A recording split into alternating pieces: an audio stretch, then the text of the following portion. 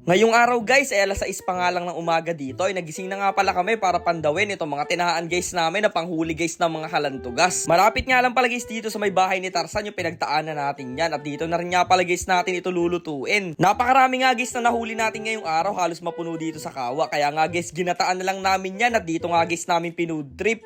So what's up mga napadaan lang. So ngayong araw nga guys, maaga na naman tayong tinanghali ng gising. At dahil nga guys, maaga tayong tinanghali ng gising ngayong araw, ayan nga guys, kasama na naman natin yung mga tropa natin ngayong araw din. Alas 6 pa nga lang guys ng umaga, ay gumising na nga pala guys kami dito para hindi na kami tanghaliin. Dahil nga pala guys, papandawin namin yung tinaan namin kahapon ng mga panghuli guys ng kalantugas. Dito nga pala guys sa lugar namin, napakalalaki nga pala guys ng mga kalantugas. Kaya mamaya guys, makikita nyo kung gaano kalalaki sila. Pero bago guys natin simulan itong adventure natin ngayong araw, palambing naman guys sa malalambot na puso at mabubuting puso ng mga followers namin dyan at viewers. Pakilike naman sana guys ng video na to. At syempre guys, sa mga gusto magpa-shoutout dyan, mag-comment lang kayo dito at isa-shoutout ko kayo guys sa next vlog namin. Kasama nga pala guys namin ngayon sa pagbabiyahe yung aso namin. Dahil nga pala umuwi siya kagabi at pumunta doon sa bahay namin at ibabalik guys namin siya dito sa may bahay ni Tarzan kasi dito guys nakatira yan at dito siya magbabantay. Pag kasi guys nalilimutan namin siyang itali, napakagaling niyang lumangoy kaya lumalangoy guys siya papunta doon sa amin. Noong naihatid na nga pala guys namin dyan yung aming alagang aso sa palaisdaan ay dito na nga pala guys agad kami dumiretso sa may mga taan guys namin na panghuli ng kalantugas. Eto guys, tingnan nyo naman, napakalalaki ng mga kalantugas na nahuli natin dito. Kaya nga pala guys malalaki ang mga kalantugas dito sa lugar namin nandito nga pala guys sila naninirahan sa malalalim na part. At dahil nga guys hindi na sila maabot dito ng mga nangingilaw ay eto na nga lang pala guys yung mga nakakahuli sa kanila, itong tinatawag guys namin na bukikong o trap. Eto nga pala guys tinataan namin ng alas 6 ng hapon at meron nga pala siyang pamain na isda, tapos papandawin naman guys namin ng 6 din ng umaga. Bali guys 12 oras lang siyang nakababa dyan. Nasa 18 pieces nga pala guys itong mga taan namin ngayon at nakakatuwa lang guys dahil bawat isang trap ay meron nga palang nahuhuli.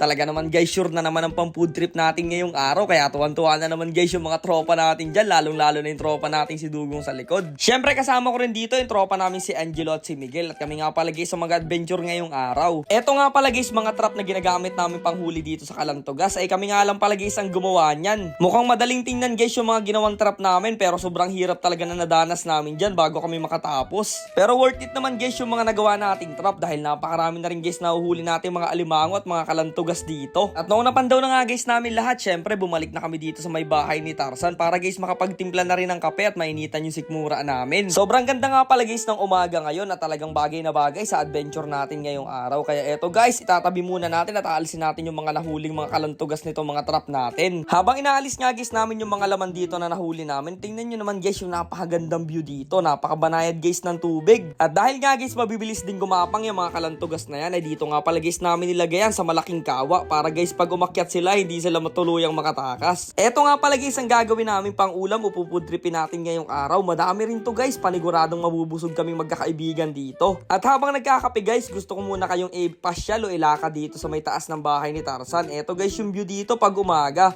Talaga naman guys hindi kayo mananawa pag nandito kayo sa ganitong klaseng lugar at napakagandang view ay mawawala talaga yung problema mo at marerelax talaga ang iyong puso at isipan. Habang guys nagtatambay ka dito at nagkakape, pwede kang maghagis dyan guys ng pangawil at may dadawi sa iyong mga isda. Sa mga nagtatanong nga pala guys ng gagawin namin na tambayan ni Tarzan guys, ay dito nga pala natin lalagay yung panibagong kubo natin. Dahil nga guys nasa puno ito kaya treehouse ang tawag, pero gagawin guys namin literal na treehouse to. Nakakaisa na guys tayo dito na bahay ni Tarzan. So bali nga guys magdadagdag tayo dito sa gilid at dun nga pala magiging hagdan niya.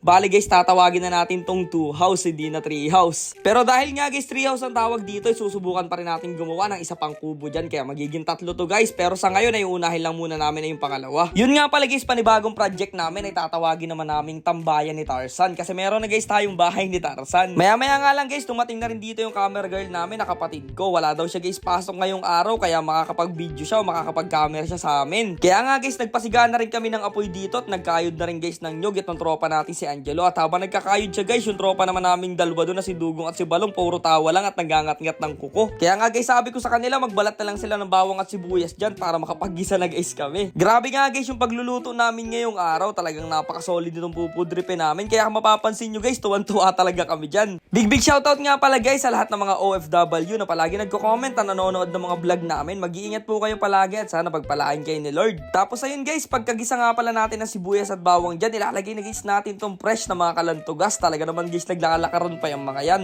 Tapos ayun, isusundar natin itong gata ng nyog. Habang nagluluto kami guys, ay pa-high tide na nga dito at lumalaki na rin yung tubig. Ihintayin nga lang guys natin dito ng ilang minuto hanggang sa tuluyang kumulo itong mga nilagay nating mga gata ng nyog dito para maluto guys itong mga kalantugas. At syempre, makalipas lang guys ang ilang minuto, grabe, nakakatakam na nga pala yung naging itsura nito. Pwede na guys natin itong ipang ulam at food trip, kaya dinala guys namin sa taas ng bahay ni Tarzan. Ayun guys, tara! Pagtanghalian tayo dito sa bahay ni Tarzan. Magdasal muna tayo guys. Lord, maraming salamat sa blessing at pag-iingat sa aming grupo.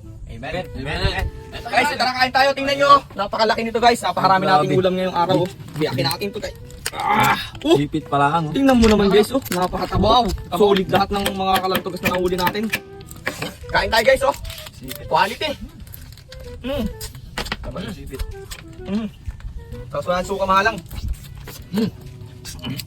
Solid. Sarap. Guys, tingnan nyo kung gaano kataba ha. Yung gaano kataba ang mga sipit dito guys. Tingnan nyo. Pure na pure yung laman yan guys. Walang katapon-tapon. Sabay sa suka mo sa usaw.